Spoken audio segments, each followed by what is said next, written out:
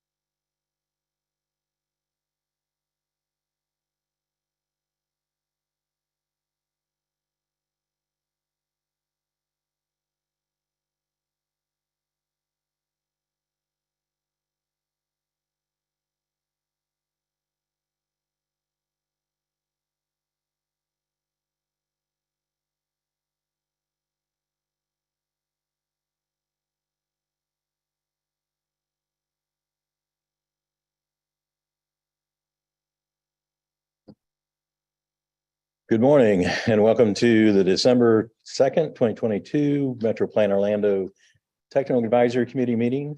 And I'd like to call the meeting to order. I'm Bill Wharton and we'll be chairing the meeting today as our chair, Lee Pullman, is out of town, but hopefully she's joining us from the inner world somewhere.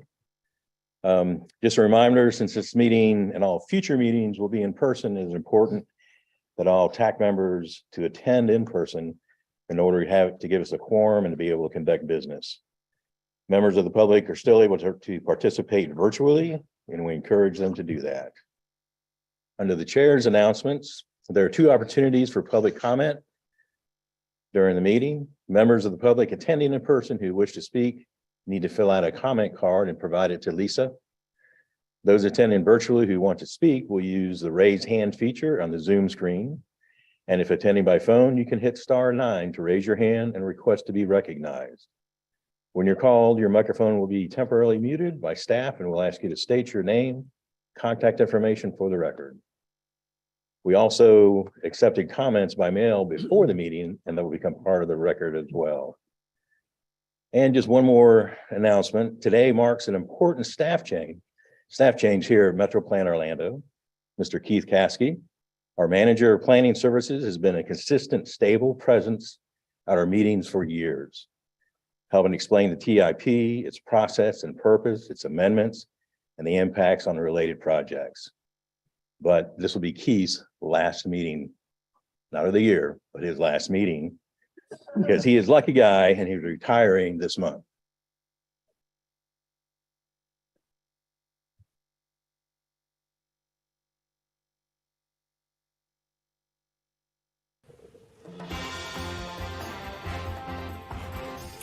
Long before there was Metro Plan Orlando, there was Keith Caskey.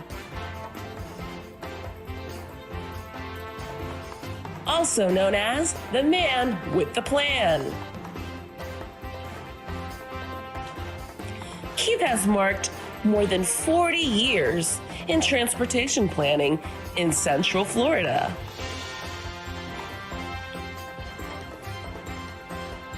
His work helped define how Central Florida transportation grew and evolved. On Keith's watch, we have expanded our transportation options and found new ways to get around the region. Keith has overseen it, and best of all, explained it for us.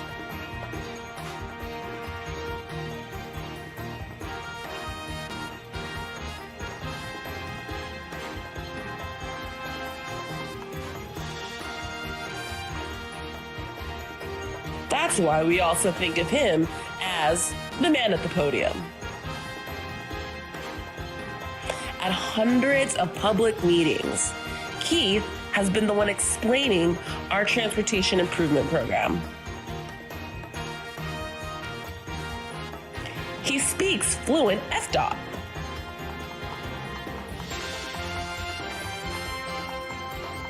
Keith is central to everything we do, but he's never one to grab the spotlight. He just stays in the background, getting things done.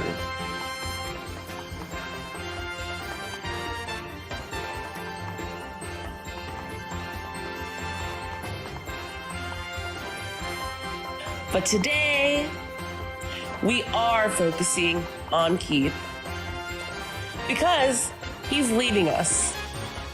Yes, he's leaving us for a well-deserved retirement. Best wishes, Keith. We'll miss you.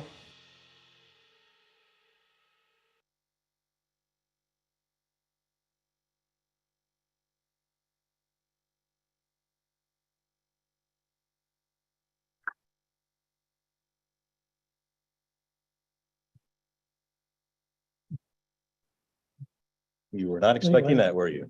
Not entirely, no, not to that, that level of detail. So anyway, in case anyone missed it, I'm retiring, and so I really appreciate working with everyone all these years, and just appreciate everyone's input. And as I mentioned last time, Slade Downs will be taking over as your liaison next month, so I'm sure it'll all go smoothly. And with that, that's I think the only other thing I wanted to point out was under general information, there was a memo on the MyoVision locations. We're asking for input on if anyone has any additional locations I'd like to include on that. And Mike Wilson is here in case anyone has any questions on that. So with that, thank you again very much for the recognition, and we're ready to proceed with the roll call. Didn't you like how smoothly?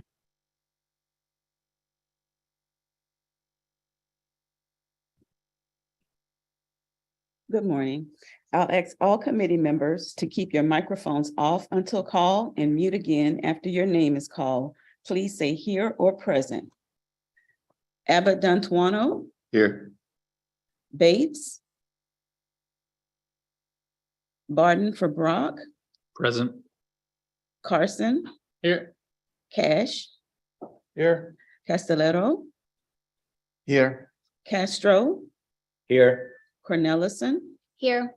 DeVries, Here. Doig, Here. Edie, Elliott Moore, Present. Friel, Gold, Hardwick, Here. Wetzel for Dredge, Here. Kamal, Kane, Here. Krug, Lim, Here. Moskowitz, Here. O'Keefe, Here. Olor, Pulliam, Here. Radzai, Here. Richmond, Present. Sanders, Here. Sonorens, Here. Smith, Here. Stirk,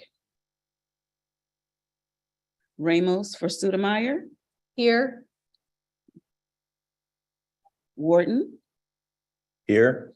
Mr. Chair, that concludes the roll call, and we do have a quorum physically present.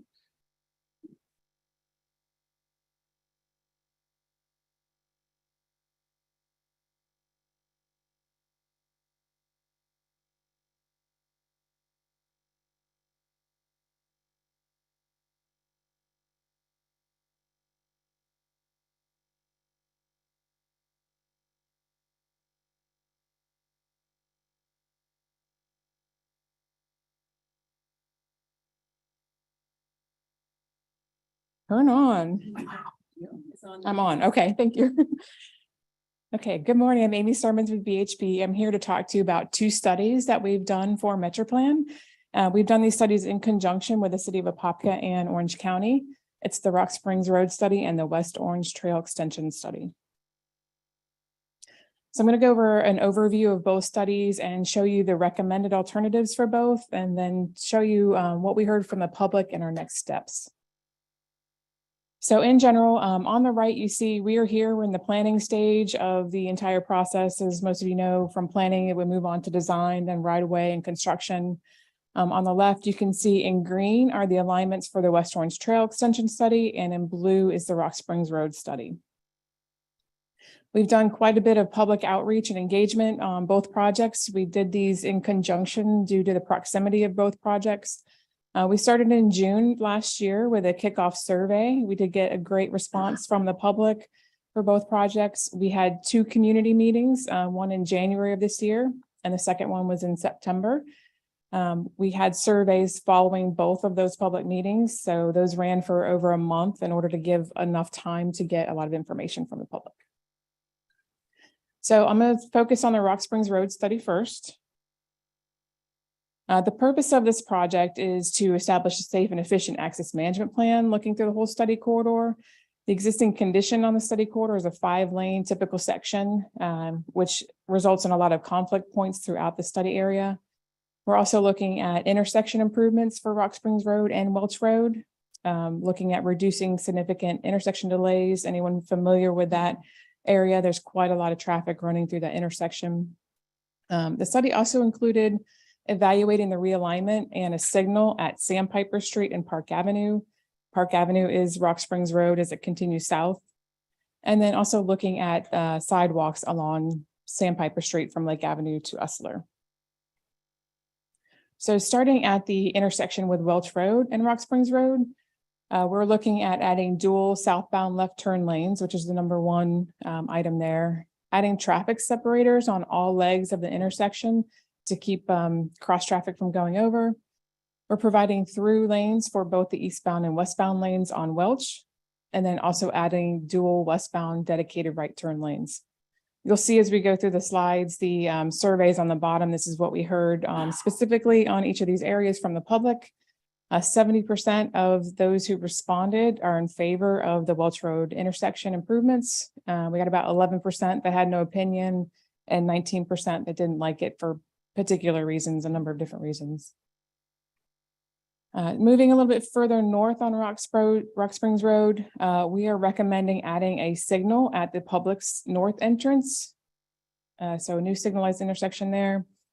Looking at also adding a dedicated southbound left turn lane into the plaza with a traffic separator.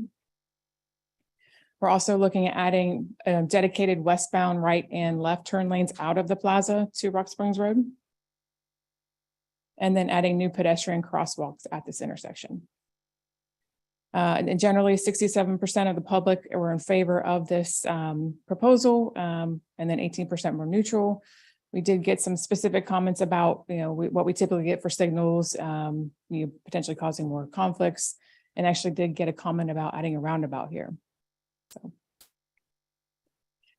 Now this is further north of the Publix entrance. We are looking at adding a mid-block crosswalk south of Tanglewood Drive. This improvement is proposed after the Publix entrance goes in, the signal, only if it's needed. So we want to see if the users will go to the signal at the Publix north entrance. Perhaps we won't need this mid-block crosswalk, but we wanted to study it and propose that if needed. And you can see about 46% were in favor, a little higher were not in favor, and some folks felt like it wasn't needed because of the Publix intersection. So this is now moving south on Park Avenue. So this is south of Welch Street.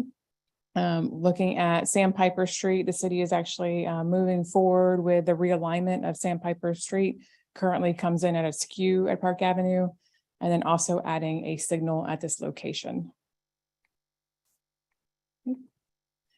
In addition, we're looking at possibly adding new sidewalk. Currently on the west side of Park Avenue, there is sidewalk that exists. So we look at adding sidewalk on the north, and it's the opposite as you go east on Sandpiper Street, adding sidewalk on the south side. 64% of the public were in favor of this, and approximately 23% had no opinion or were neutral. 13% did not like it. Now we're moving back further north. This is the northern end of the study limits of Rock Springs Road at Lester Road intersection. We're proposing some minor improvements to help the operations at this intersection. which are extending the turn lane storage on Leicester Road, updating the intersection striping, and that was it. So real quick on the anticipated impacts that were studied, looking at environmental, overall very low potential for environmental impacts. Community-wise, the recommended updates are anticipated to enhance the community. Right away, we're looking at approximately a little bit over half an acre needed to construct these improvements. Portions of the right-of-way are needed or planned for donation. The city of Apopka is working with developers coming in at the Welch Road intersection to get the needed right-of-way. Drainage, the existing ponds out there receiving the runoff from the project have the additional capacity that are needed. So therefore, there's no additional need for pond sites for this part of the project. And then the estimated construction cost for the Rock Springs Road improvements that were shown, which includes the Welch Road intersection, the signal at Publix, and up to Leicester Road, is $6.5 million. For the Sandpiper Street, that includes the realignment, the signal, and the sidewalks, is $1.6 million. So now I'll move over to the West Orange Trail Extension Study. The purpose of this project goes in hand with the Orange County Trails Master Plan. We are looking at extending the West Orange Trail that currently ends at Leicester Road on Rock Springs Road, continuing it north up to Wekiva Trail. The master plan also includes two spurs, which are the connection over to Wekiva Springs State Park entrance and also the Blue Way Trail. And then down Pumpkin Road, looking at a connection to Wolf Lake Elementary and Middle School, as well as Apopka's City Athletic Complex. So looking here are the routes. Number one, that is the main connection of the trail, West Orange Trail along Rock Springs Road. And I'll have a little more detail of these on the next slides. Number two, here along Welch Road is that second spur to connect to Wekiva Springs State Park. And then number three is the Pumpkin Road spur to connect over to the schools.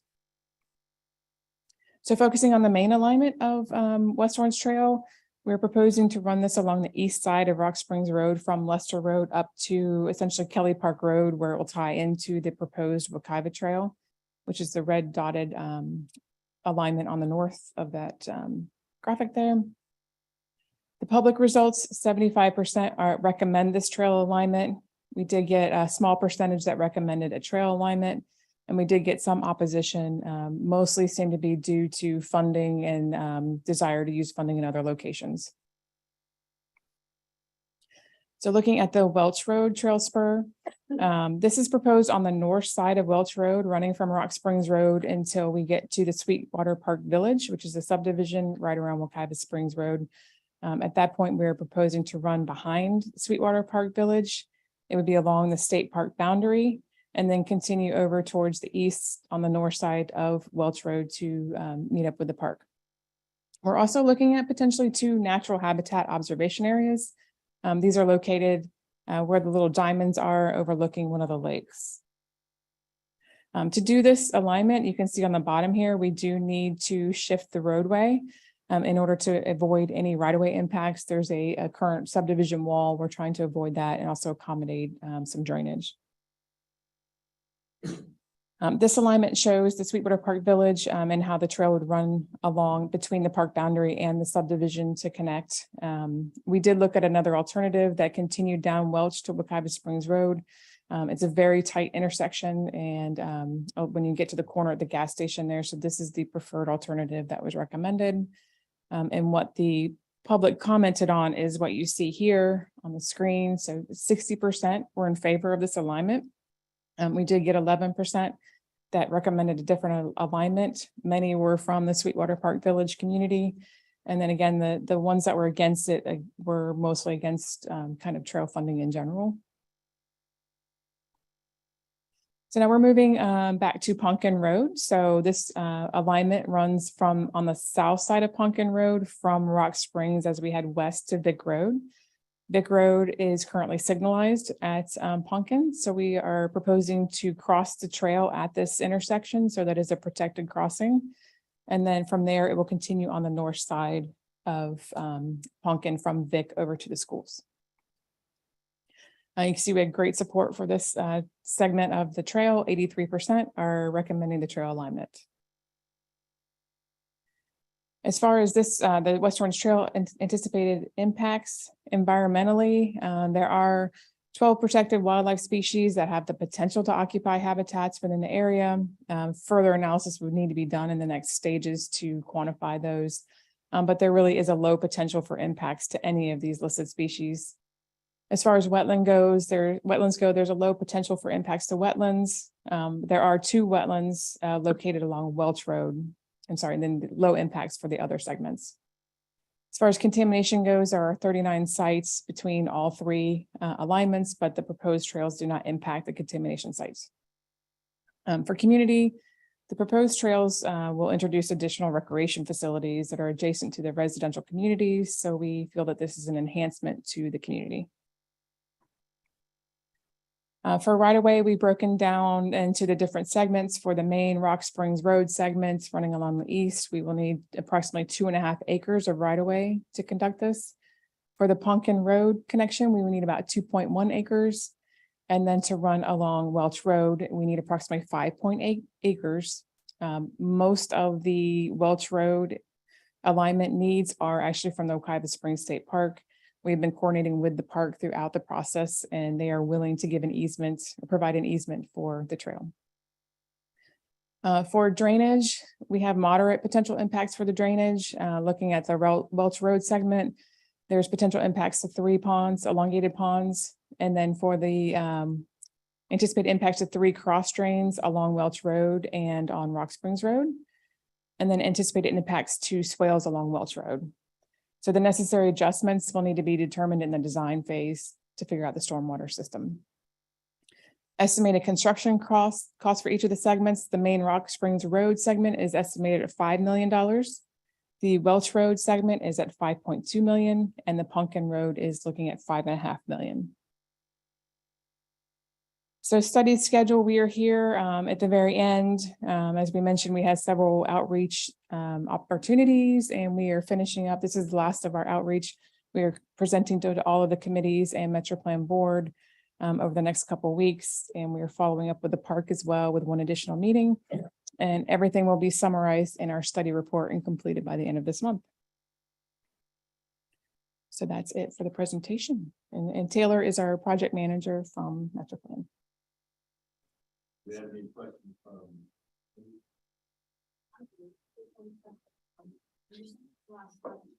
The stormwater systems and still determining what those would be. Do your costs include what that's going to be then, since it's unknown? Or The costs include what we think it is right now. For example, on Welch Road, where we show the realignment needed and we would need to reduce some of the drainage, that is included. But if there is anything additional that's not shown in our concept plans, that's different than what we proposed, that is not included. thank you. Yeah, I do have a question. Yeah, Mr. Vice Chair. And thank you so much, Amy, for the presentation. Regarding the 2 signals that you have on Rock Springs Road, I guess my question is, are you including intersection lighting? I know that when we're making these improvements, intersection lighting is different than roadway lighting. So since we have part of the trail in there for safety, I think that I would recommend to have that included as part of your presentation. Also, I know that approaching this intersection, perhaps there are some gaps of sidewalk.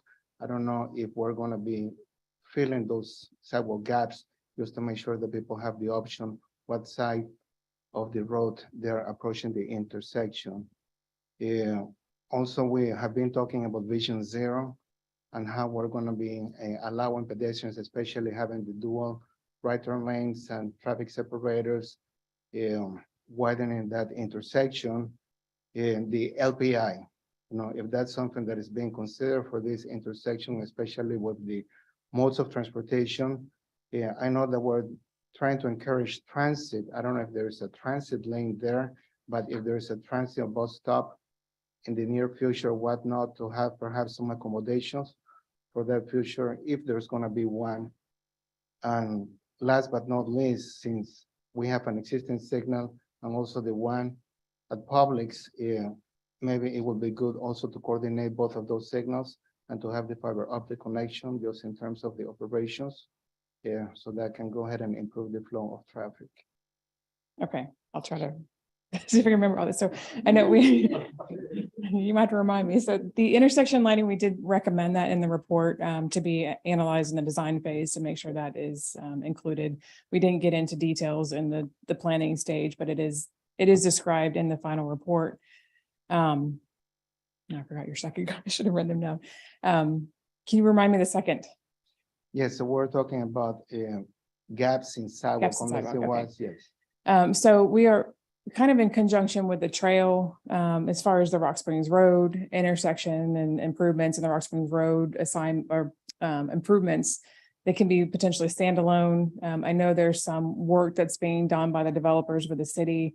But essentially, when you look at the report and see the concept plans, they are standalone, and the gaps, I'm guessing that you're discussing would be covered by the trail. So how those get funded, and I see Brian's going to jump in, could kind of coincide to help that. Right, as part of the intersection project at Welch, there will be an extension of the sidewalk on the west side, on the north side, west side of the intersection, north side of Welch, to tie back to the mobile home community there. So opportunities like that were recognized and are part of the recommendations. Thank you. Right about the piece. And and- then on Thompson as well. Correct. I'm sorry, Sandpiper. Sandpiper, right. The extensions of sidewalks there on both sides to connect the community. And for, I know on talking about Welch Road as well, on that west side, there is a bus stop on Welch Road on the south side. So west of Rock Springs. So that will have a tie-in. Currently, there is no dedicated transit stops along Rock Springs. Correct. And there was another one. Yeah, for the LPI. LPI. So those that will probably be looked at during design. A lot of the recommendations will have to be further and analyzed during design. Okay, thank you. Any other comments? I have two questions. You probably won't have to write them down. Then they should be easy. At the Sweetwater area, was there any pushback from the residents there that they wanted some delineation between the trail and the back of their property? I didn't know if that was considered fencing or trees, because I know in the past we've had issues where people want the trail but not in their backyard. Yes. The other question was just with costs, just to when you finalize your report, just please make sure we go with the most up-to-date costs, because we're noticing in between a month or two that costs are just skyrocketing. So depending on if that 5 million was determined in August or last week, it could actually be like 8 million. So it's Right. just trying to make sure that we have the most accurate numbers. Absolutely. So to answer about the Sweetwater Park Village, there was some opposition to not only the trail running behind the properties. I think there's about 14 residents where it would run directly behind their properties. And some, of course, didn't want a trail at all. And then some wanted some separation, but they didn't necessarily want the visual separation from the park, because currently they say that they can see the animals and the trees and whatnot. So that is something that will need to be further considered in design. We did talk about a lot of our responses to the public. We're looking at a 50-foot easement, which was what was in the master plan. And potentially in that area, we could move the trail towards the north side or the further away from the homes. But there does need to be some sort of fencing, which they have out there currently, to separate the park from the homes. And then, yes, I agree on your construction costs. They are changing daily, it seems. Currently, the next phases are not funded for the project. So as the project continues through design and other phases, it will continue to be updated as well.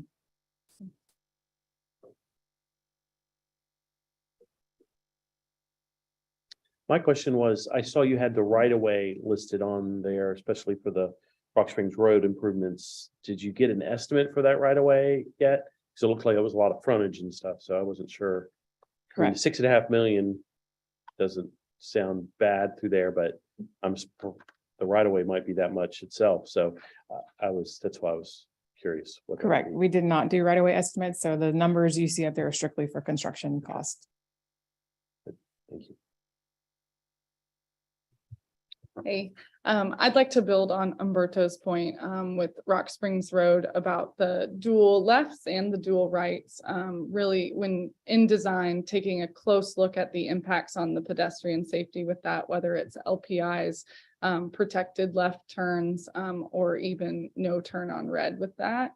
But also the impacts of adding those extra 2 lanes and the crossing time may need to add refuge islands and other pedestrian features to make that a walkable intersection. Absolutely. I guess I didn't really address that fully from Umberto. So thank you for bringing that back up. And that was a lot of the discussion during the study on that intersection is, the cars versus the pedestrians and how to not make that intersection too large, especially with the trail crossing. So ultimately the county will be responsible for the signal timing and all that, but it will definitely need to be considered during design. No, and the city, sorry. Sorry, ma'am. Do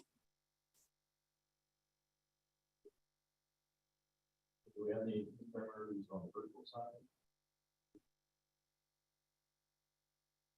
I don't see that we do. No hands raised. Mr. Chair, I do have a final comment. I want to thank VHB for all their hard work. I want to thank Metro Plan Orlando, and especially want to thank City of Apopka. What a great partner we have.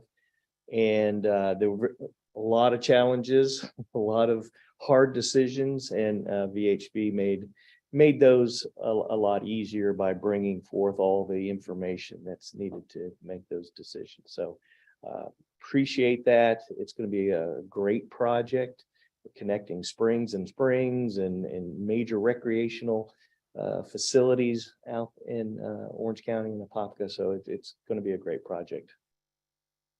Thank you, Brian. Well, funding is always the biggest challenge. We have a great plan to work off of. We can cut this plan up into smaller pieces and feed it back into the Metro Plan priorities. There's always CIP funding that we can direct in those ways, impact fees as well that come in. So we're going to be looking for opportunities, including any kind of grant funding that's available as well. Let me just add to that. That intersection is what we consider the worst one in the city of Apopka, and it is the city of Apopka signal. That's how we got going on this study. And then Brian said, well, let's partner up. Metro Plan gave us some money and we extended the study. I have the Sandpiper Road realignment and signal under design right now and funded next year. So that part's taken care of. We've acquired the right of way that we need at the intersection from a developer, and it still is a very high priority for the city. I'm retiring in probably 4 years, and it's something that I want on my legacy. So I'd say we have dirt turning out there in less than 4 years. So we're going to dump all of our impact fee money into it, and the county's helping us. So we're ready to go.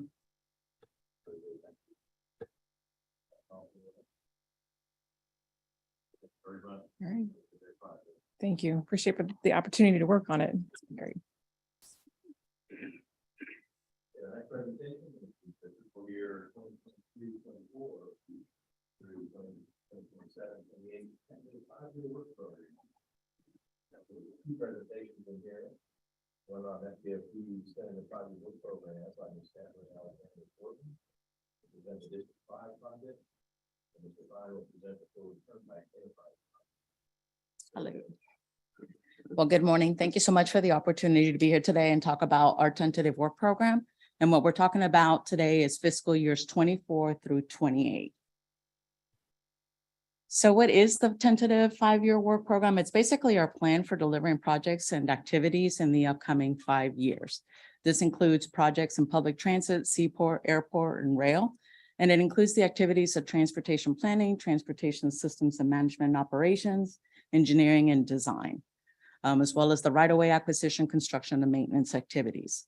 Now, we base the tentative on coordination with our local partners and the priorities for the state, as well as our state intermodal strategic systems and our MPOs and TPOs priorities. As you see here, the fiscal year begins July 1st and runs until June 30th. So the first one for this year is fiscal year 24. It'll begin next July. The last couple of years, FDOT has done a really cool thing of basically compiling all of the work programs from hearings from the districts onto one platform. And that is the website that you see there. It's really cool. You're able to go out there and review all the different districts' public hearing documents, as well as see some good resource information as how to we develop the work program. So I just invite you to go out there if you'd like, you want to review, see how it is that we go through the process of developing our tentative. Some important key dates to mention is we have our deadline for public comments, December 23rd. The Florida Transportation Commission public hearing is March 6th. Our work program gets combined with all the other district work programs in January. So that becomes the statewide tentative that gets submitted to the executive office, the executive office of the governor, March 21st. And it goes to the review through the Florida State Legislation Session, which is March 7th through May 5th, and ultimately gets approved and adopted on July 1st. 2022, I think, has been challenging to many of us. I hear a common theme from a lot of the agencies as well as other DOT and districts. Cost increases. It has been a very variable year in terms of estimating projects, supply chain issues, and shortages of labor and material. We have seen upwards of 24% increases on our projects. And also that variability makes it really difficult to project and forecast projects out. So that was kind of difficult for building our tentative. We could look back a month, but that really would not create the pattern that we needed so that we know what our pricing would be for projects looking out further for our tentative. So that was very difficult. Some of the key items that we had significant increases on are asphalt, steel, concrete, significant increases on the electrical items, as well as getting those items. So the supply chain of actually having those items available for construction was very hard as well. We had limited competition on several of our projects over the last year. Oftentimes we had just a single bid with an exuberant amount of cost for that project. We did notice that there was augmented project unknowns included in those costs. And the reason why is because some of that work is actually getting a short-term estimate. And so that risk is being absorbed into the bid price. So it higher than normal unknowns on projects. And like I said, the last bullet there is just trying to, how do we project this out into the future when the price is so variable from month to month? That was difficult. Real estate right-of-way impacts. We saw 15% increases for land prices in the Central Florida region. And this translates into higher severance damage and appraisal costs as well.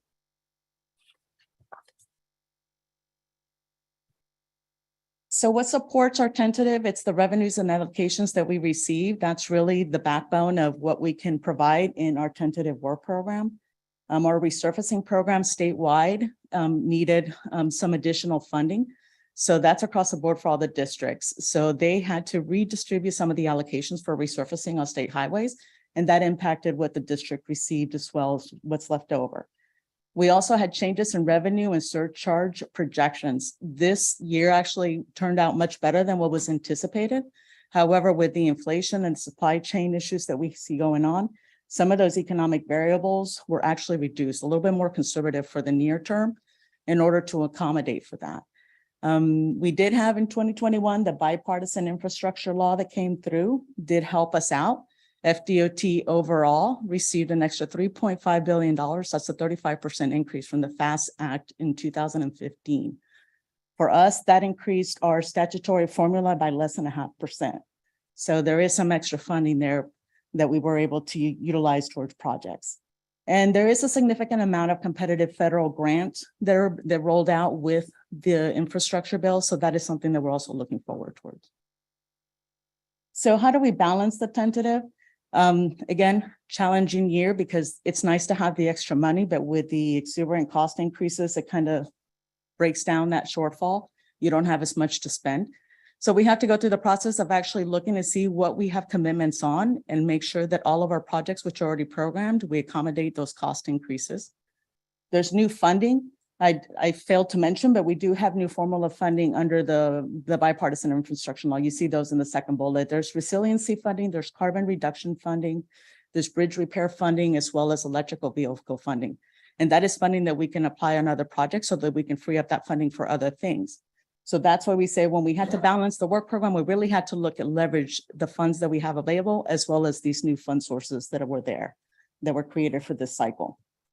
We have to assess our district needs. We have a lot of continuing services and general engineering consultants that work along with the district that also deliver the work program. So we had to balance that out for our tentative as well. And we had very limited new projects that we could add because of those impacts of cost increases. So we were really focused on safety, maintenance, and preservation, any kind of commitments that we had. So overall, we really wanted to minimize project impacts, try to avoid any deferrals as much as possible, and definitely try to avoid deletions. Here you have a breakdown of the funding that is included in our tentative for the counties Orange, Osceola, and Seminole. And you can see we have over $1.6 billion across the 3 counties, with a breakdown for each year for those counties in the columns.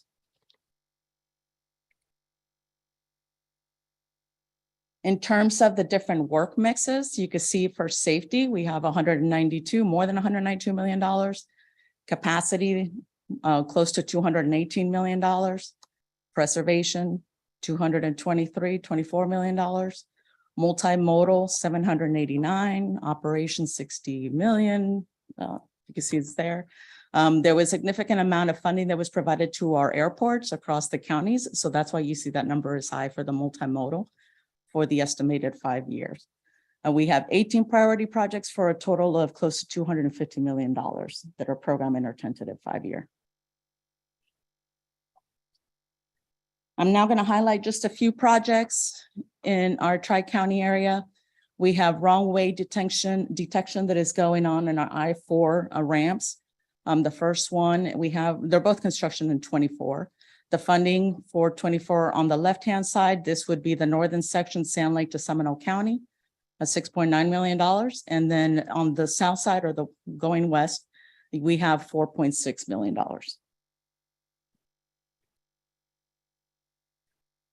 Significant resurfacing job that we have on State Road 436, US 441 to Seminole County line. We have design funded in 24 and construction in 26 for that. That is $11.1 million. We also have the State Road 50 on the east side. This is the extension from Chuliota to 520 widening. That is now program fiscal year 28. We have $61.6 million for that. The actual -7 is the section that's closer into the city. That's still programmed in 27. Safety projects. Safety has been a big component for the district, so we do have several of those, but this is one of the most significant ones. We have 438 from Lake Stanley Road to Hiawassee Road safety. The design is funded in 25 and construction in 27, about $5.5 million. And another resurfacing job in Orange County. This one also designed in 24, construction in 26 with a little bit over $11 million. And these two, if I'm not mistaken, these are local agency projects. Let me confirm. Yes, indeed they are. We have the Shingle Creek Trail Phase 4. These are both with Orange County. We have design funded in 26 and construction in 28 for that project at $5.5 million. And then on the right-hand side, we have the University Boulevard and Dean improvement. And that is construction in 24 with $5.2 million. And then we have the Orange County Segment 2 Hiawassee Road. This is a bike trail project. Funding for this is in the work program, over $9 million for construction in 26. Moving on to Osceola, we have 1792 Pleasant Hill Road intersection improvements. This is an important project. We have right away currently funded 25 to 26. Construction is now funded in 27. You will see later on, we have a slide for deletions. That project previously had a different segment number. You see the bolded underlined -6. That was the project that was deleted, but really what happened is some of the funding was transferred over to this sequence -7. So the project still remains in the tentative, and there's some items that are being worked out for design on that. The tentative funding on that for our work program is over $77 million. On the right-hand side, we have an operational safety project in State Road 60, the passing lanes project from Blanket Blaslow to Peavine Trail. We have design funded in 24. right away 24 through 25, and then construction in 25. So there's some concurrent activities that are taking place, and the funding for that is over $21 million. We have another significant resurfacing project in Osceola County, US 192 from Bamboo Lane to Main Street, construction for that in 25, over $24 million. Seminole County, first job here, you see it's another resurfacing construction in 28, over $14.5 million that we have programmed. On the right-hand side, we have right-of-way that has been programmed on 439040-1. That's a project along 434. There was some additional funding that was programmed in 24. That's about close to $2 million. And then we have pedestrian detection system, ITS, North Lake Boulevard to Boston Avenue along 436. It's a construction operations and ITS funded project in 24. And the funding on that is slightly less of $1 million. We did have several referrals. We get those a lot too. But these were deferrals, but these were coordinated with our local agencies. So these were projects that were actually requested to be moved. And you'll see there's 2 for Orange County, 2 for Seminole County. So they're still within the tentative 5-year. We have deferral projects for district projects, but these were not deferrals that were significant. They were just a 1-year, moved out a year, and it was to be able to incorporate some improvements into those projects that were adding some safety, as well as some additional improvements at the request of the local agency. And there was the project down at the bottom, 449845-1, which was a bridge project where there was actually a priority that took place over that one. So we pushed that one in. This one got pushed out a year. Again, very slight moves, only 1 year, still within the tentative. And deletions, this is my reference earlier on that slide for the John Young Parkway and Pleasant Hill project. The previous segment or sequence was deleted, but we do have the new one in place. And then we have the 437200-1 Osceola project. That was deleted, but really it was moved into the -2 project to realign with those project limits. So administratively, they're deletions, but they're still included in our work program. Oh, sorry, Stephen, I know you take a picture. I think they can provide the presentation. And with that, I'll go ahead and answer any questions if there's some. I'd be more than glad. Thank you very much, Kathy, for going through that. You covered the 439010 project, 040, sorry, the State Road 434 and Ronald Reagan project, and it was an increase in the funding for right-of-way. We're very concerned about not having the construction funded yet, especially with the other 2 projects which are adjacent to it on the list. The 441051-1 and the other one that was next to that, which I think is the next sheet or so. There's 2 projects that are adjacent to that project. Those 3 projects, we believe, all should go together, and particularly the 439040 project for the city, and I believe even the county, is real high priority. That's a intersection in intersects Sunrail twice. It's really quite a mess at that intersection. So we just want to once again state that we feel very strongly of needing to get that project funded for construction, especially at the same time as you do the other 2 segments with safety improvements. And then we're going to bottleneck it all again, which is bottlenecked now. That project's not even getting done. So I just want to emphasize that once again, that's a real critical project. So Thank you very much. I will take that back to the office and then discuss it with some of the project managers, Okay. management as to the Thank you. priority on that. Thanks, Jen. Anyone else? Yes, sir. Yes, thank you so much, Catherine. This is a strategic question. So now we know that the increase in prices because of the supply chain, so on and so forth, and perhaps also because of the lack of bidders submitting for projects, that is very challenging. Has the DOT convey a meeting with the industry to make some modifications to your contracting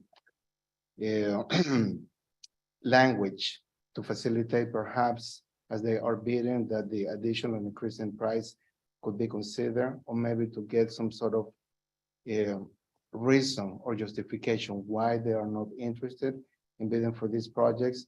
And how do we account for that additional risk that is very volatile according to the governments and what we do nationally and internationally?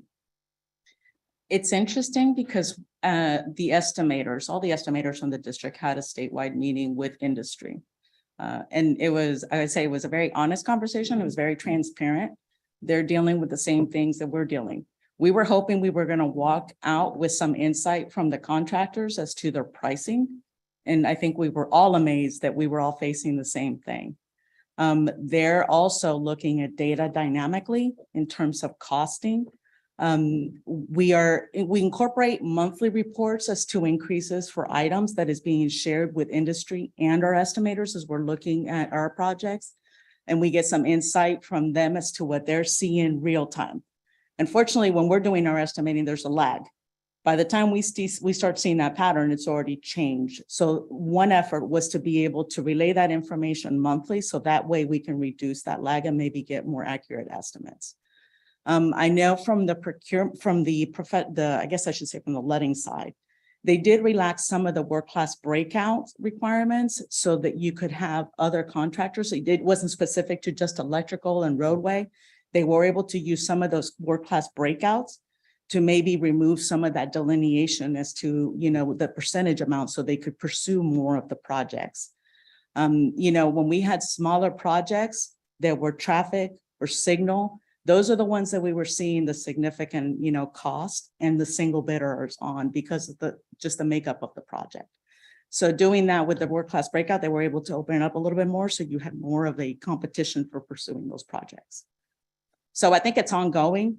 It continues, right? Because we go 2-3 months and we think we have a pattern and then something else pops up and then we're chasing something else. But we're looking at all of it and seeing, okay, how can we maybe do some kind of assessment across the board that would help us? And they are being a little bit more prudent with our cost estimates looking forward. And we were with our tentative work program. Yeah, and thank you so much for that answer. The reason that I'm asking is that we as the county were facing the same challenge or challenges that we have. And of course, because of the sales tax initiative didn't pass, every penny counts for us. So my question is that sometimes we as a county do not have the mechanisms to react as fast as the DOT. So is there any opportunity for the DOT to contact the counties and municipalities to see opportunities to piggyback on your contracts? Because it seems that you have your prices more up to date. And maybe for us, instead of being reactionary, we can be proactive and maybe use the contractors that you already have vetted going through the process. Just food for thought. Let me take that back and we can vet it out amongst the DOT and maybe something could come out of it. I would definitely take it back to discuss it. Thank you. Go ahead. I just had a question. A lot of the projects you're shifting to the resurfacing project or putting more emphasis on the resurfacing. I know historically, you've also used those opportunities to maybe do a little more design, narrowing lanes or adding bike lanes. Is that still happening? Is that? Yes, that is why you see that there was that redistribution of resurfacing need across the districts, because a lot of the districts are incorporating a lot more than just pavement. There's a lot of safety components, a lot of pedestrian improvements, a lot of bicyclist improvement that is being incorporated into our resurfacing project. It's the biggest component of our work program. And so they had to go back and look and see what the allocations were for resurfacing and adjust that for all the districts. And that is taken off the top. So basically when that comes off the top, you need to redistribute it. It lowers other allocations that we received in other areas. But it was needed for the resurfacing for those added items. So related to that, the bipartisan infrastructure law includes the vulnerable users special rule, I think it's called, where states that have more than 15% of their fatalities bike and ped have to spend 15% of their funds on vulnerable user safety projects. So I'm curious how our 5-year work program either documents or demonstrates, quantifies progress towards that goal. That I would not take a guess on. I will definitely have to go back and review. We're also changing the way we're scoping our projects in order to incorporate a lot more of those pedestrian and bicyclists and multi-road users. I will have to find out specifically how that's being documented. It is done out of a different group, but I will ask and bring back the answer. No problem. Steve Kane with Osceola County. So it looks like the John Young Parkway Pleasant Hill Road interchange construction project is sliding out in the work program. And obviously it's one of the worst, if not the worst in the district. So just want to extend our whatever services we can to help partner with that. We know there's a lot of coalition building that has to happen and it's a very expensive project. So whatever we can do, we'll continue to partnership, but we want to try to pull that back in the work program if possible. Okay. Thank you.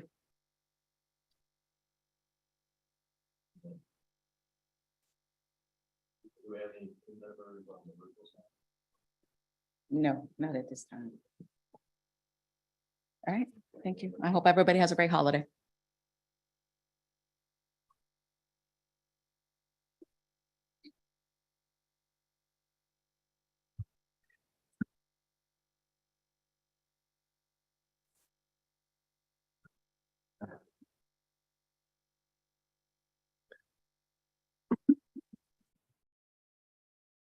So good morning. My name is Siausi Fine, and I'm with the Florida's Turnpike Enterprise. Today I'll be presenting the Florida's Turnpike's tentative 5-year work program for fiscal years 2024 through fiscal year 2028. So in Orange, Osceola, and Seminole counties, the Turnpike is proposing to fund $1.4 billion in major projects. And also accompanying this presentation is this document, this blue document. There should be some in the back if you haven't received this, but again, it's just the presentation is based off of this document. So either way, you're going to receive the same information. Okay. So Turnpike facilities are located in 6 FDOT districts and 19 counties. Here's a map that illustrates the facilities that are in the Metro Plan Orlando area.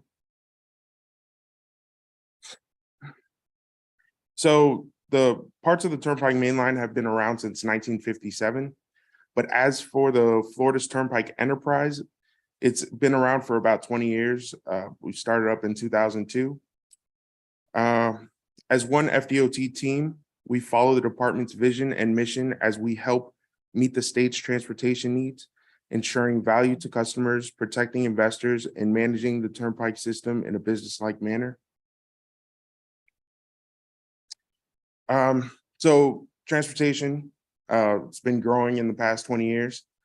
And you'll see Florida's population has gone up 31% in 20 years.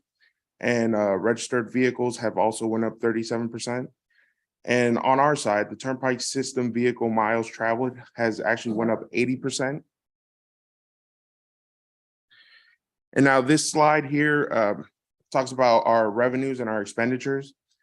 So our main revenue coming in is user tolls and concessions that we collect from our service plazas. So after the revenues are collected, we have to pay for operation and maintenance. And for operation and maintenance, so this includes costs to collect and process toll payments. After that is debt services. And of course, this is for bonds that are issued to us to pay for major construction projects. It should be noted that due to our high credit rating, the Turnpike has historically benefited from some of the lowest borrowing costs in the toll industry.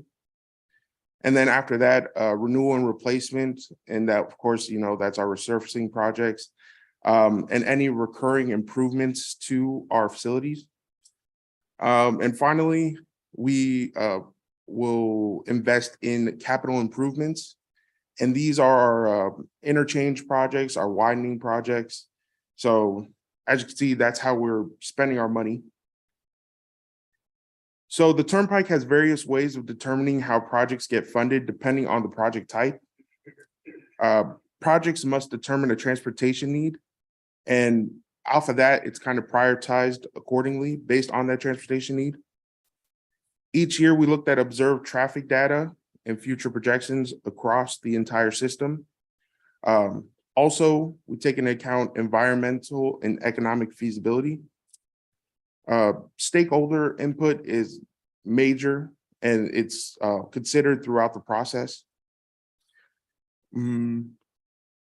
Okay, so now I'll go over projects in the work program that have construction funded within the 5 years, fiscal years 2024 through fiscal years 2028.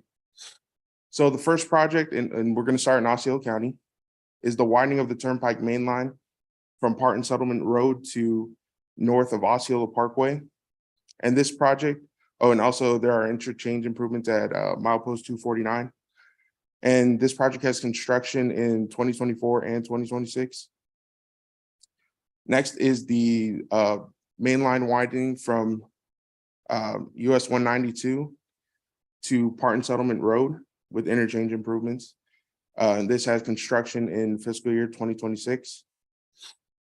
And the final project on this slide is the main line widening from milepost 239 to milepost 242.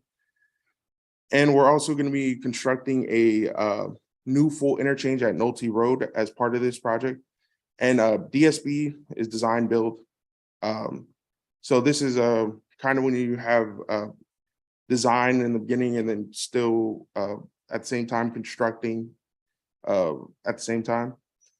And that will be in fiscal years 2024 and fiscal years 2026. Keeping in Osceola County, there's a resurfacing of the southern connector. That's part of State Road 417 from milepost 0 to milepost 4. And construction for this is in 2025. The next project is the Canoe Creek Service Plaza parking improvements, which has construction funding in fiscal year 2026. And the last project on this slide is the resurfacing project of the Turnpike Main Line from milepost 227 to milepost 235. And this has construction funding in fiscal year 2024. Okay, now in Orange County, there is the construction of a new interchange on the Turnpike Main Line at Sand Lake Road. And this has construction funding in 2024 and 2026. There are interchange improvements on the Turnpike Main Line at Beach Line West, State Road 528, and at US 1792. And construction for this project spans from fiscal years 2027 to fiscal year 2028. And there's also construction on new interchange on the Turnpike Main Line at Tap Island Road. And this is a reliever interchange. And for the bigger project of the Orlando South Ultimate Interchange. And construction for this project is in fiscal year 2027. Still in Orange County, Tismo interchange improvements on the Turnpike Main Line at State Road 50 in Ocoee. And construction is funded for this project in fiscal years 2025. Tismo interchange improvements on the Beach Line West at John Young Parkway. And construction of this project is in fiscal years 2026.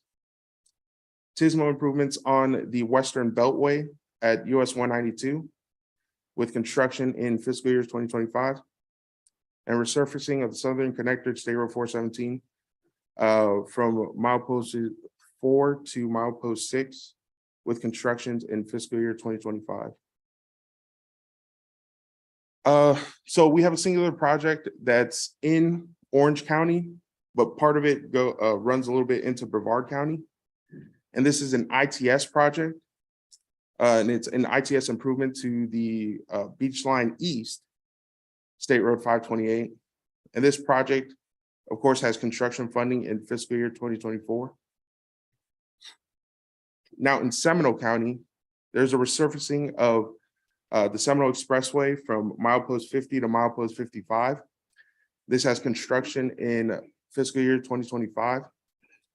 And a widening project on State Road 417 from Aloma Avenue to State Road 434 with interchange improvements at milepost 38, milepost 41, and milepost 44. And design build is funded for fiscal year 2024. So, okay, before we get off of the work program, I'd like to go over this document a little bit and tell you about some features that are included in here. So on page 1 of this blue document is actually construction projects. So these are projects that are currently in construction for this fiscal year or will be in construction for this fiscal year. That's on the first page. And then on pages 14 through 15, those projects that are in the back, so they're in the very back of the document, these projects have PD&E design and right-of-way funding, but they do not have construction funding. So on the back, you'll see the PD&E funding, the design funding, the right-of-way funding, but it's because we put them in the back because they have no construction funding associated with the projects. So it's kind of interesting because now you can kind of see the projects that are coming up that could have construction funding in the future. So for all the Turnpike projects and the tentative work program, if you want to see a document that has all those, I would say to visit the FDOT work program public hearing website, which is on the screen right there, and download the District 5 public hearing report when it's available. Now this document will have all projects from Orange, Osceola, and Seminole counties, and also the Brevard County project that I went over. But with that being said, that is the end of my presentation. I'd like to thank you guys for the opportunity for allowing me to present the tentative work program. Yeah. Any questions? I had one. So the back 2 pages are your studies underway, right? I know they're doing one for a new access to the Orlando Sanford Airport. Is that, why is that not on this one? Yeah. I'd probably have to look into that. I know I've heard talks about that, but I'll definitely look into it and we can fix up document. Okay, thank you. Right. Oh, it's a CFAX project, yes. Okay. Sorry, never mind. Anyone else? Yes.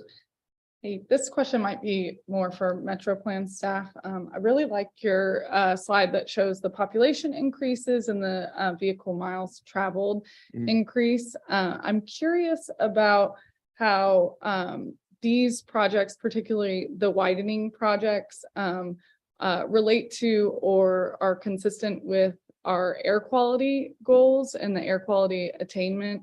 We know that adding lanes creates induced demand. And so is there a relationship between the widening projects and our air quality contingency plan? I'll answer that very briefly. So as part of our own ozone contingency and carbon reduction work that we've presented on, as part of our task 2, we will be developing some scenarios, running the air quality model based on a variety of different alternative projects, roadway capacity widening projects.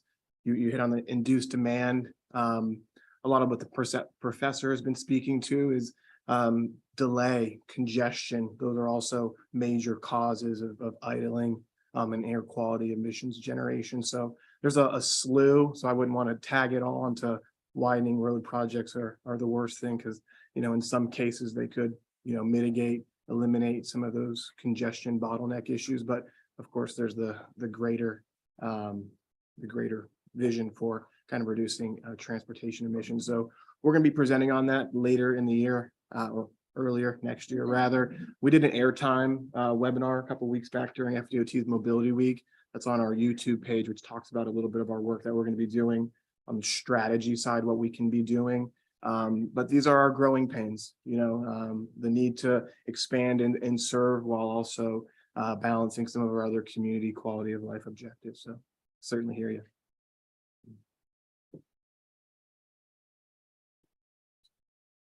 Do you have any members on the virtual side? I've got a question. Oh, sorry. So, Steve Kane with Osceola County.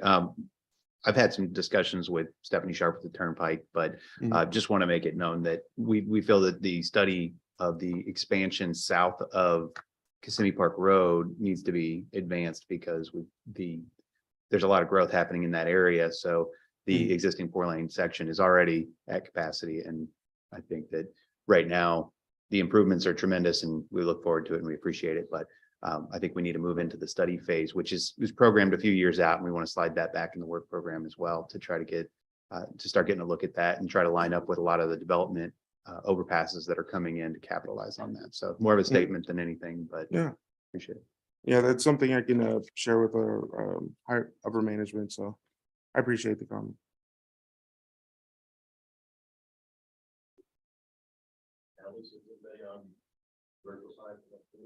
No, there isn't.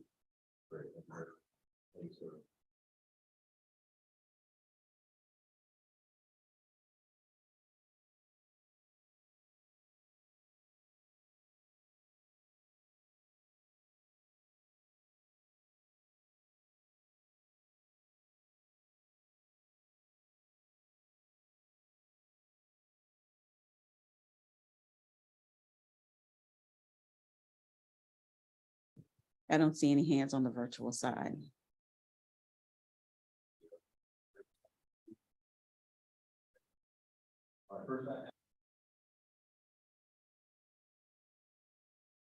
Which are on tab 1 of your agenda minutes.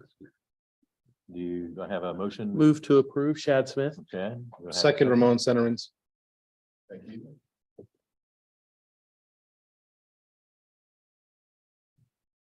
Favor say aye. Aye. Any opposed? Guess let's keep this turned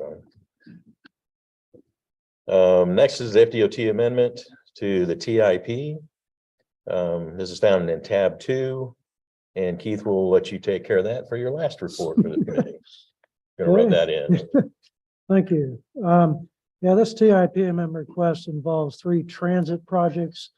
And this includes adding some additional funding for Lynx's existing limo upgrade project. And then there's a new project for Lynx to purchase 20 electric buses and 5 electric NeighborLink vehicles, and they're also putting in some new charging stations. And then there's a new Lynx planning study for locating bus rapid transit stations and transit-oriented development along State Road 436, just north of Orlando International Airport. And you all have the information on this in tab 2. So yeah, unless there's any questions, we're asking for your approval of the amendment. Go ahead. I had a question, and maybe it's really more for Lynx, and I see Miles is here. On the TOD study, I know that 434 BRT went all the way into Seminole County. Is there any plans to extend the study or opportunities to extend it to include the whole route? Yeah, absolutely. So this is an FTA sponsored competitive grant that we applied for ease and simplicity. This was our first time going after it.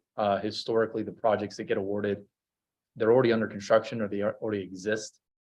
This is still just something that we planned and kind of adopted as a region as something we want to do. So we didn't want to go in and say, hey, everybody give some money for something that may or may not happen. So we worked with the city of Orlando. It's examining purely just the city of Orlando portion, just north of the airport, State Road 50.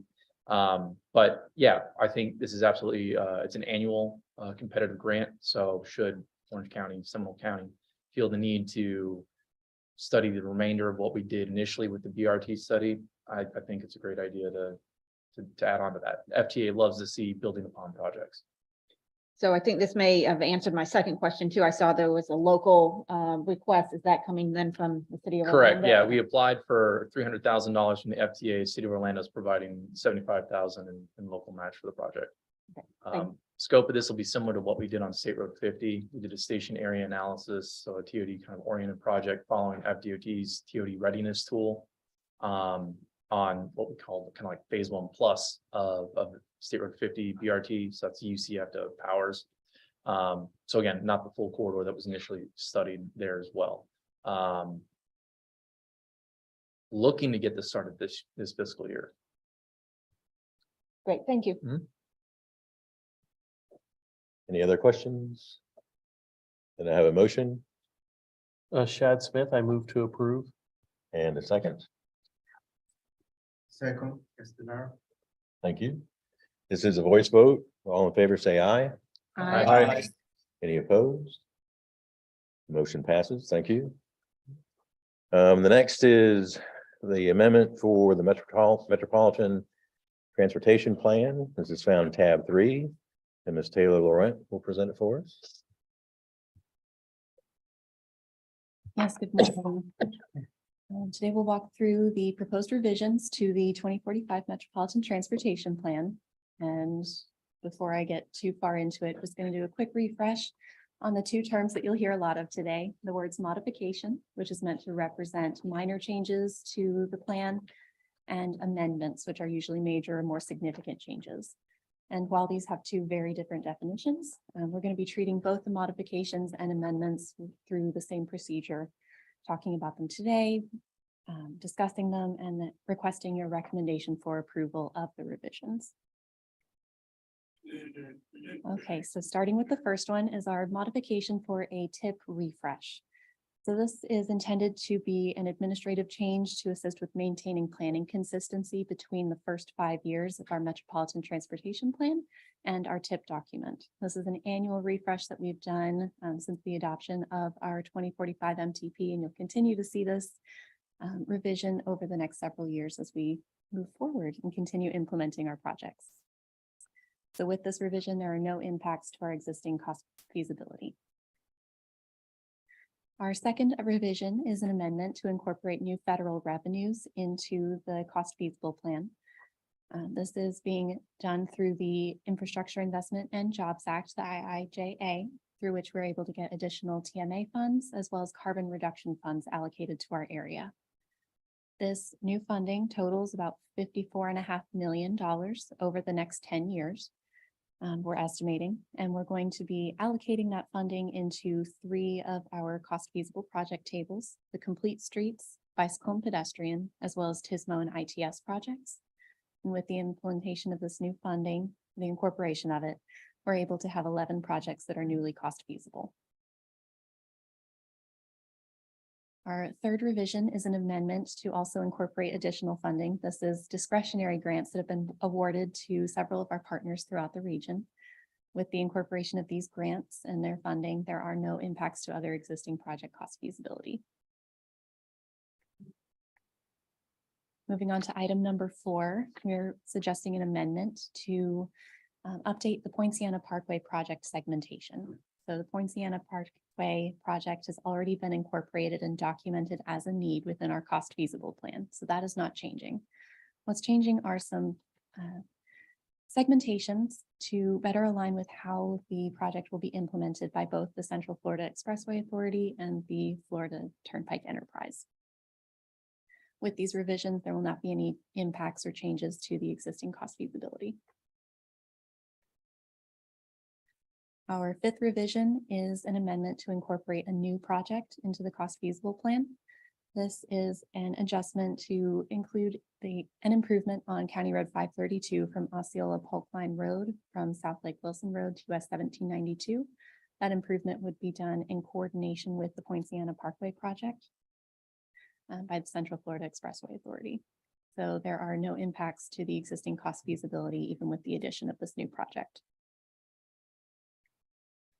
And then our last item is a series of minor amendments and modifications meant for planning consistency. These revisions have been requested by our local partners, and these revisions are mostly administrative in nature and don't have any impacts to existing cost feasibility. So I'll go through and kind of highlight some of the key themes of these amendments and modifications. You can see more details about these in your agenda under tab 3. So for our modifications, we're mainly seeing some changes to project descriptions to better align with the scope of work and be a little more descriptive. So you'll see several that have new descriptions to include the phrase safety improvements or operational and safety improvements. Another modification is to include local roadway names in addition to the state and county road designations to make our tables a little easier to work with, as well as changing the location of some of our projects between cost feasible tables. So still within the plan, but moving them to better represent the implementing agency of those specific projects. And when it comes to our amendments, there are a couple adjustments to project limits to either extend projects to cover more geographic area or more segmentation to better implement some feasible projects. So making the project smaller in geographic area, but more of them in the plan. We've also identified the removal of a couple projects from the plan where there are duplicated project needs or where a project need has been incorporated into another existing plan scope project or a project that's already being worked on through an ongoing effort. So again, all of these amendments and modifications under item number 6 do not have any impacts to existing cost feasibility. This is mostly a cleanup for administrative purposes. Then earlier this morning, before I go on to this slide, actually, there was a request from the TISMO committee to remove the Complete Streets Poinciana Parkway project, MTP ID number 4020. Don't have a slide on this yet, hot off the presses from this morning, as it's a duplicated project need. So with that, I am here to answer any questions, but we are requesting a motion to recommend approval for the plan revisions to the 2045 MTP as I presented them today.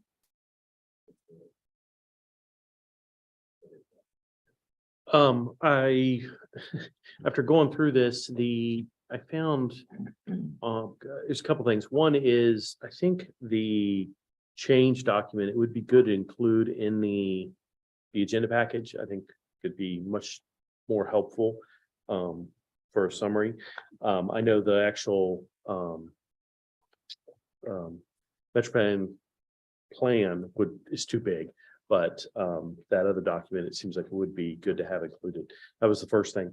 The second thing is there's a project in here that's, I have it down as EC 276. It's State Road 434 from Rangeline Road to 1792. Resurfacing safety improvements. That project is, I mean, it entails the two of the projects that the DOT are doing.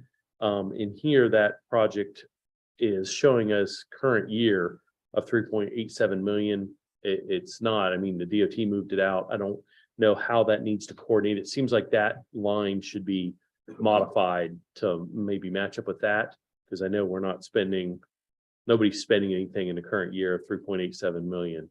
So it's one, it seems like needs to be corrected too. So Right. just to make a note of it. I have it down as page 86 of the document, EC 276, table 11.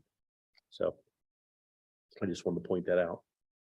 And thank you. When we did the tip refresh, we were basing off of the tip from September 14th and as it was approved that date. So if there are any administrative changes or changes to the tip since that date, they won't be reflected in this amendment. Okay. We'll be able to catch them when we do our annual tip refresh about this time next year. Okay. Thank you. Thanks, Ann. Anyone else? Motion to accept the MTP revisions with the stated removal of the Poinciana Boulevard project 4020. Second. Aye.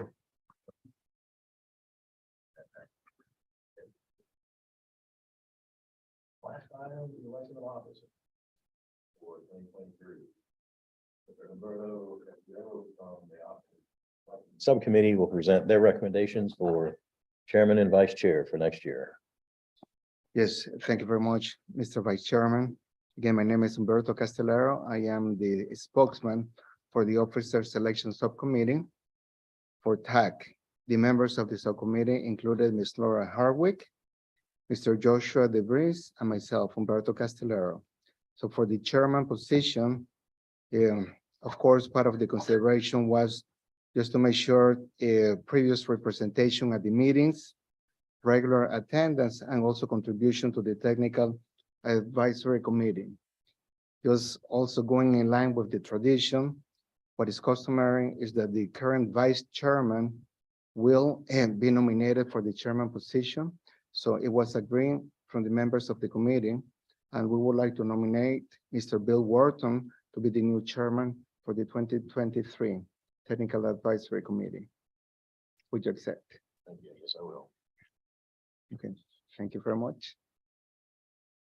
And we'll take these separate motions. Are there any other nominations for the TAC chair from the floor? I'd like to make a motion to nominate Bill Wharton as the TAC chair for next year. Really kind of weird. I'll second Ramon Center's. Thank you, thank you. Again, voice vote. All in favor, say aye. Aye. Any opposed? All right, thank you very much. Thank you very much. Thank you, sir. Chairman. Also for the vice chairman position, just going with the same guidelines and the criteria.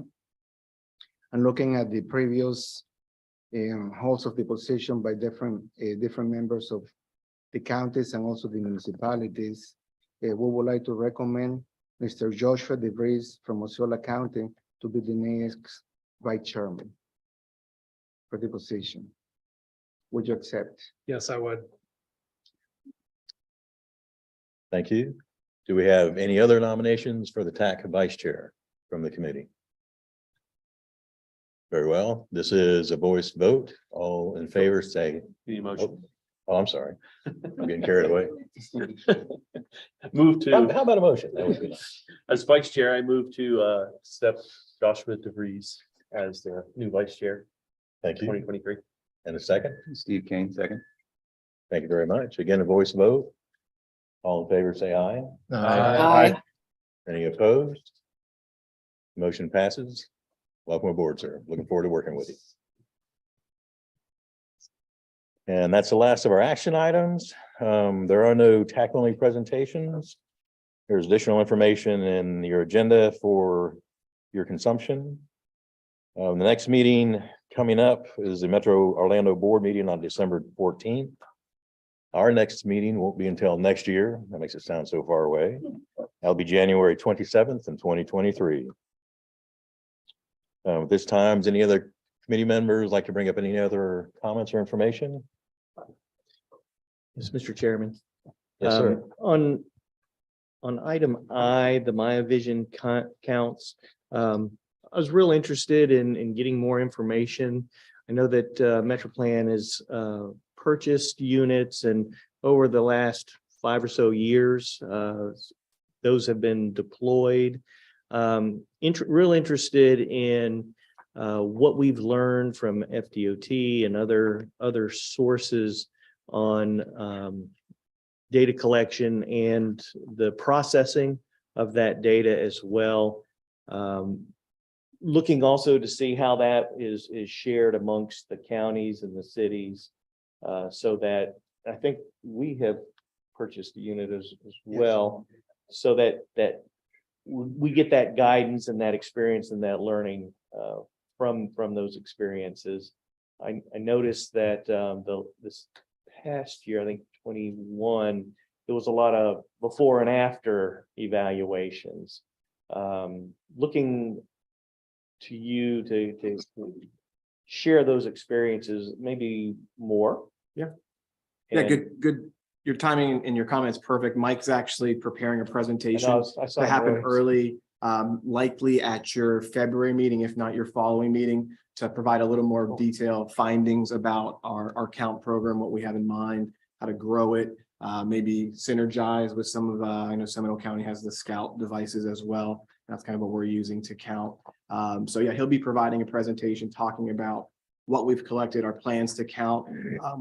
We have two units, and we, with those as defined in the memo, we can only deploy, so much with so many units and kind of in that kind of sweet spot for data collection. So that's what we're able to accomplish, but we want to see what we can do, outside of our before and afters, because I think that's going to be especially important as we're looking at, how to see is pedestrian, our cycle conditions improving as we're providing the necessary infrastructure. So that's where a lot of our core collection is focused, but as we have bandwidth, we certainly want to, help where we can. I know for the city of Kissimmee, it was part of the Kissimmee's safety work we had done. We did a rapid deployment of that, and it allowed us to really make a recommendation for a mid-block crossing that wouldn't have been kind of conceived unless we were able to support that with actual count data. So Mike will be a short answer here on a December. Mike will come back early next year with a detailed overview about what we've collected and our plan to collect in the future.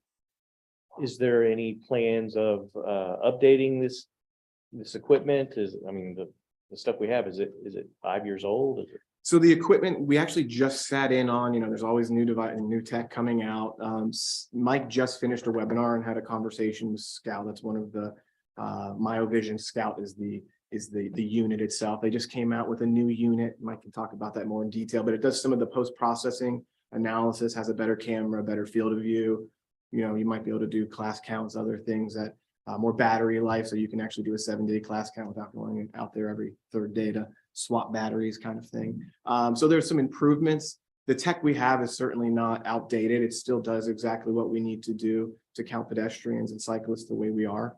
The new technology just has some bells and whistles, but comes at a cost. And that's something that we're exploring as staff. And the reason why we put the memo out there is to kind of test the waters, see where we need to grow, how we need to grow, and to really make the most of our current resources before we explore others as well. But again, I think that open up the discussion for early next year and see how we can maybe tap into some of the other devices. Like I know Seminole County, I mentioned, I was walking around the area and I saw the Scout devices in a couple of areas, like, oh, I wonder if they're collecting counts, but I know it was just for the typical traffic counts. But I think that's where we can look at maybe kind of synergizing. And if you're already out there collecting for one thing, can we supplement that to make sure that we can get a comprehensive multimodal count to really grow, to really expand, our count program regionally. So stay tuned for more good comments. Sorry for the long-winded response, but Mike is preparing a detailed presentation for early next year.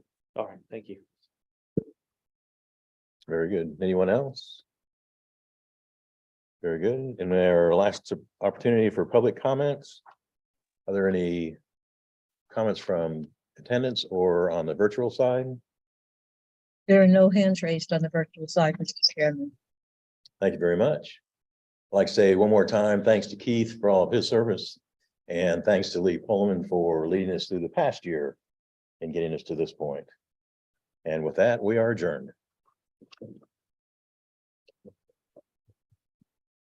Thank you, Bill.